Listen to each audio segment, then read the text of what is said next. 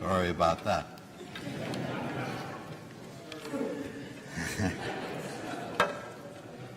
If you weren't here, you didn't get the joke.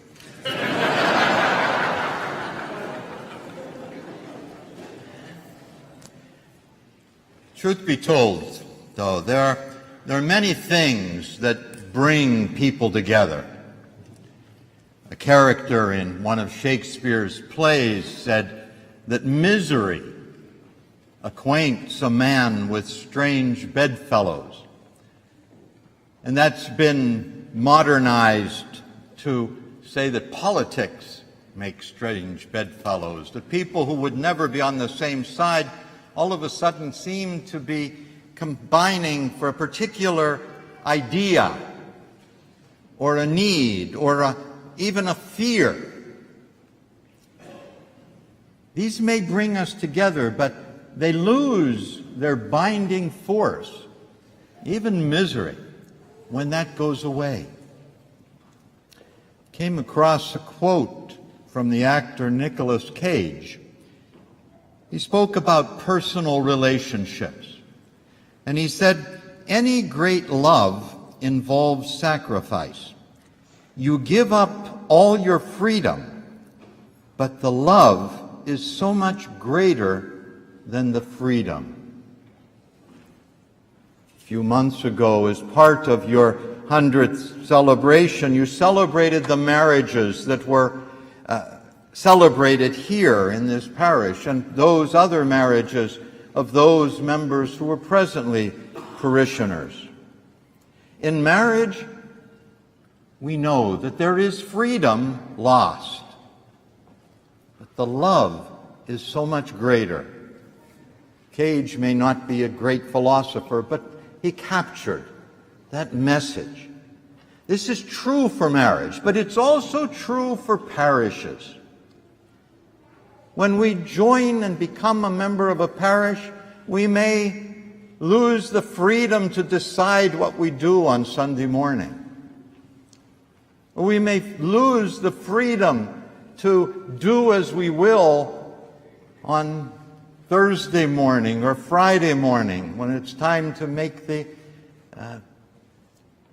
baked goods and the stuffed cabbage, or teach on Sunday the catechism.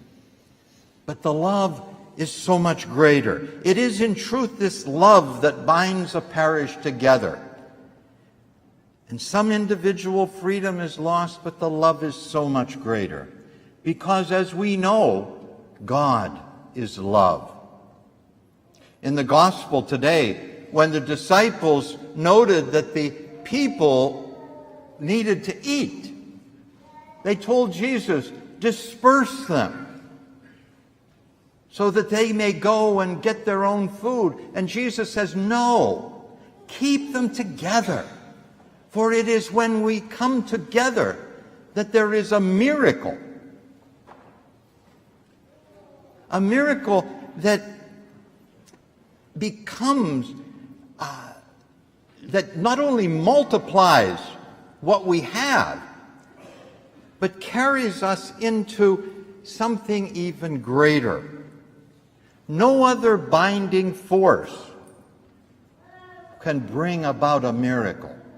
No ideal, no common tradition, no goal, no charismatic leader, no strategic planning could ever do that.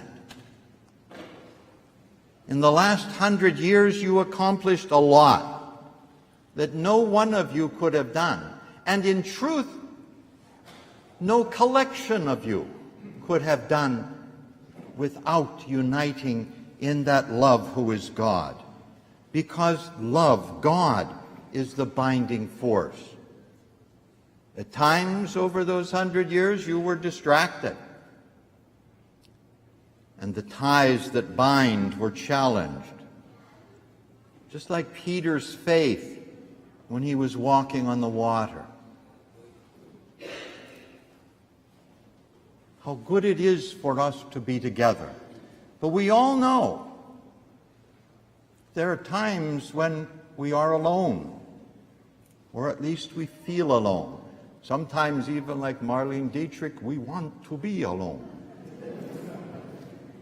But it's so important that we know that even when we are alone, there is love, there is God. Parents realize the obligation to teach their children to understand that they need not be afraid to be alone.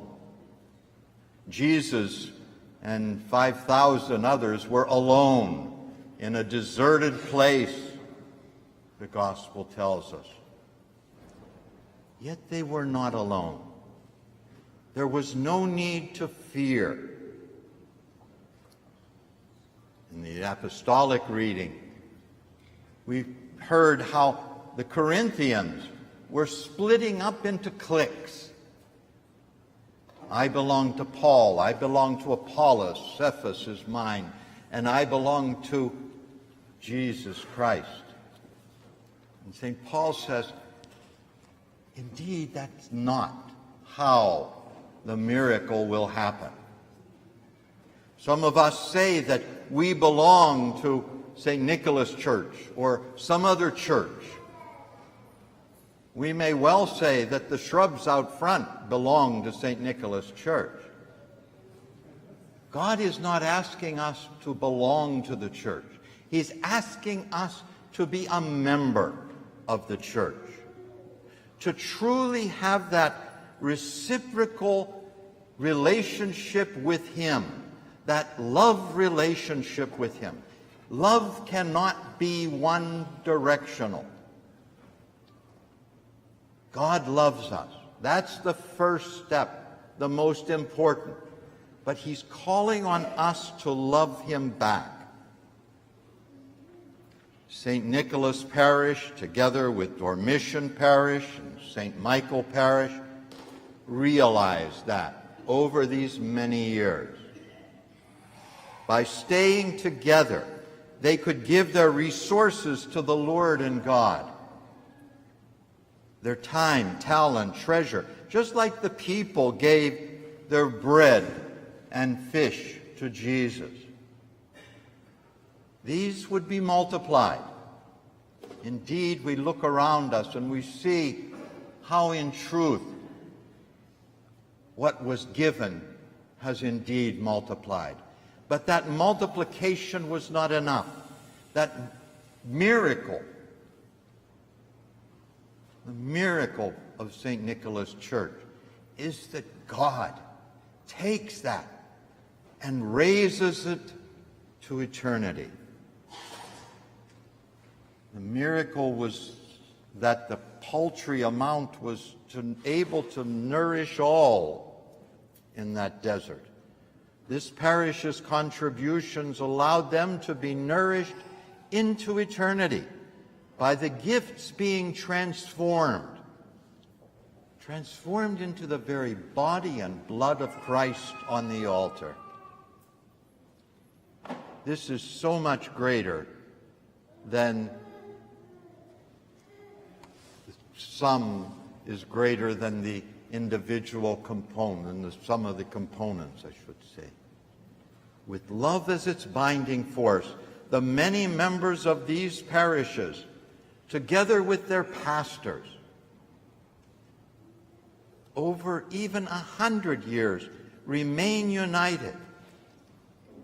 Many remain united with us even after their death. For death has no power, death has no sting.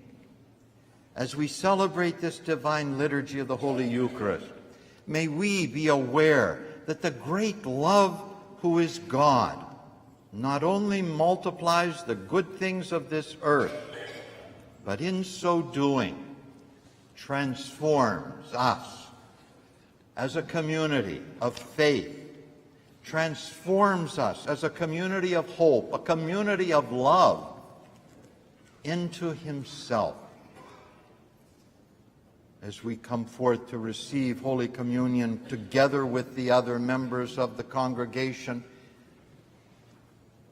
let us remember it's not just for 100 years, but in truth for eternity. Glory to Jesus Christ.